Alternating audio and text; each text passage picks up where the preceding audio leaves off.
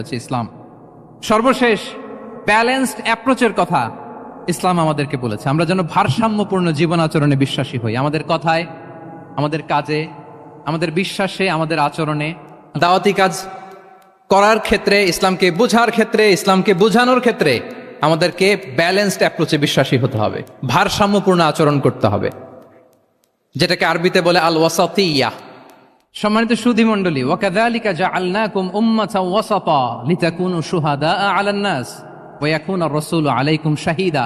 আমরা হচ্ছি মধ্যমপন্থী জাতি। ইসলাম আমাদেরকে বাড়াবাড়িও শেখায় না, ছাড়াছাড়িও শেখায় না, বরং মাঝামাঝি থাকতে বলে। আলহামদুলিল্লাহ বলেন। আমরা শিথিলপন্থীও নই, আমরা কট্টরপন্থীও নই, বরং আমরা মধ্যমপন্থী। আমরা কোন পন্থী বলেন তো? আওয়াজ করে, আমরা কোন পন্থী? আমরা মধ্যমপন্থী। তাহলে ইসলাম বোঝার ক্ষেত্রে, বোঝানোর ক্ষেত্রে, ইসলাম পালন করার ক্ষেত্রে, অনুশীলন করার ক্ষেত্রে আমাদেরকে মধ্যম পন্থা অবলম্বন করতে হবে। বাড়াবাড়িও করা যাবে না, ছাড়াছাড়িও করা যাবে। আমরা শিথিলপন্থীও নই, কট্টরপন্থীও নই, আমরা হচ্ছে মধ্যমপন্থী।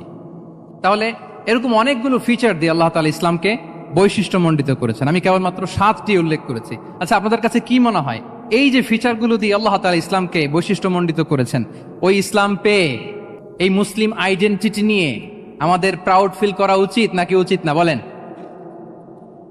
Of course, absolutely we should feel proud of our Muslim identity. যে ইসলাম আল্লাহ তাআলা আমাদেরকে দিয়েছেন, এই মুসলিম আইডেন্টিটি নিয়ে আমাদেরকে অবশ্যই